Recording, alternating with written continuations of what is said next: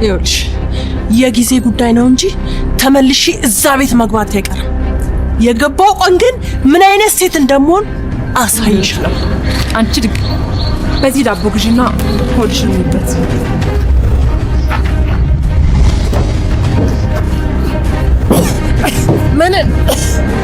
ምን ልቀቂ አንቺ አጣደምባሽ አንቺ አጣደ ረገመች አይሽን ማለት እዚህ እንዳለች ትልቃለህ። አማራኝ እስከንድር እባክህን አንድ ድል ስጠኝ እባክህን። ተነሽ ከገሬ ተነሽ። እውነቱን ንገሪው። እኔ አንቺ ወላጅ እናት ነኝ። እኔ እዚህ ቤት ያስገባሁሽ የእስክንድርን ሀብት ፈልጌ ነው። ንገሪው እባክሽ እውነቱን። ምን አይደለም ብዬ ትክክል ነው። ልጅ አይደለችም እንዴ? እንዳንቺ አይነት ውሸታሟን በመግደል የምትጸጸተው አውጪ ሚስት ሆነሽ የገባሽ የሴት ምን እንደሆነ ታውቃለህ? ያቺን ሴት አምኜ አንተ ባለ አድርጌ ወይዘሪት ምህረት ማህደርን በመግደል ወንጀል ተጠርጥረሽ ከዚህኛው ደቂቃ ጀምሮ በቁጥጥር ስር ውለሻል። ምን እንዴ እኮ ነው ሰው ገደኝ ደግሞ በማህደር አሟሟት ላይ እጅሽ እንዳለበት ለፖሊስ ሄጄ ይናገራሉ። ተናገረው።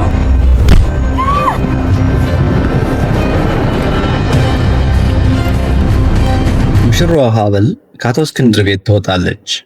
ሀብል ከቤት ስትወጣ ከተሸከመችው ሻንጣ ይልቅ በልቧ ውስጥ ያለው ቁስል ይከብዳታል።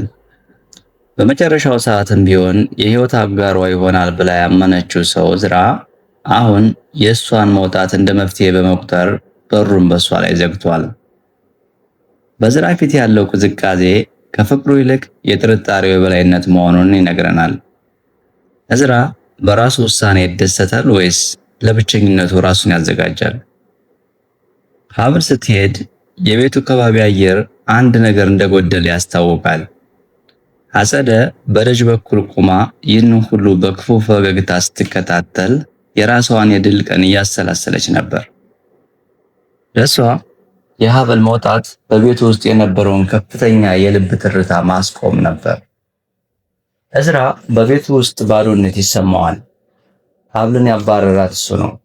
ነገር ግን ያ እርምጃ ከፎይታ ይልቅ የአባቱን እስክንድርን ብስጭት በጣም አባብሶታል። የቤቱ አባት እስክንድር ልጁ የወሰደውን እርምጃ በግርምት ይመለከተዋል።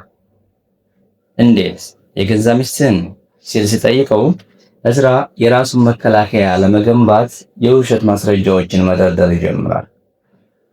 አጸደ ይህንን የጥል ጊዜ እንደ መልካም አጋጣሚ በመጠቀም በእዝራና በአባቱ መካከል ያለውን ክፍተት ታሰፋለች።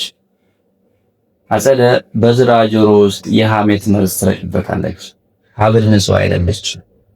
እዝራ እሷን ከቤቱ አባረር ትክክለኛ ውሳኔ ነው ትለዋለች።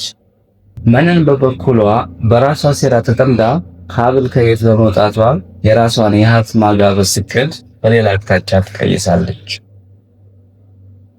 ኢንስፔክተር ደመቀ የምርመራውን ሂደት አጠናክሯል።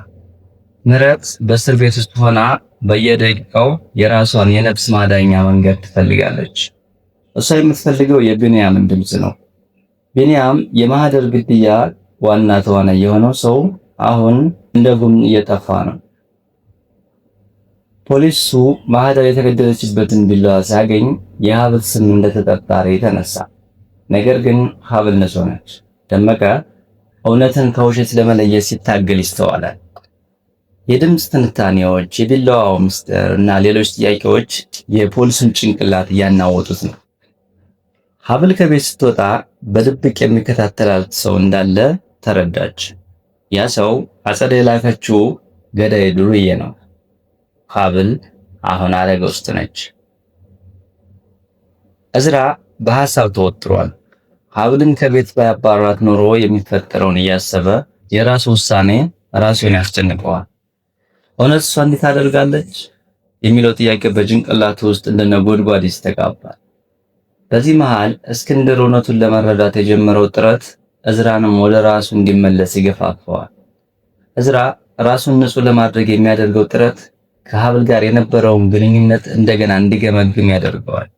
ሀብል የለች፣ ነገር ግን የእሷ ሁኔታ በቤት ውስጥ እስካሁን አለ። እዝራ በራሱ ቤት ውስጥ ታስሮ እንዳለ እስረኛ ሆኗል። ሀብል ወደ አንድ ምስጢራዊ ቦታ ትደርሳለች። እዚያ ማህደርን የገደለው ሰው እውነተኛ ማንነት ሊጋለጥ ትንሽ ቀርቶታል። መነን የሀብል አሳዳጊ እናት ከውጭ ሆና ሁሉንም ነገር በትኩረት ትመለከታለች። ዞሮ ዞሮ ለጊዜው ሰዎቹ ተጎዱ እንጂ እውነትማ እንደ ወንዝ ውሃ መንገዷን ፈልጋ መውጣቱ አይቀርም። የሀብል የፍቅርና የሞት ትግል ገና አልተጠናቀቀም። እዝራ የሰራውን ስህተት ተረድቶ ሀብልን ይፈልጋት ይሆን ወይስ የጥላቻ መጋረጃው ፍቅራቸውን ለዘላለም ይቀብረዋል? በሚቀጥለው ክፍል የድብቁ ቦታ ምስጢራት ይጋለጣሉ። እስከዛው ላይክ፣ ሼር እና ኮሜንት እንዲሁም ሰብስክራይብ ያደረጋችሁ ቤተሰብ ይሁኑ። ይመቻችሁ።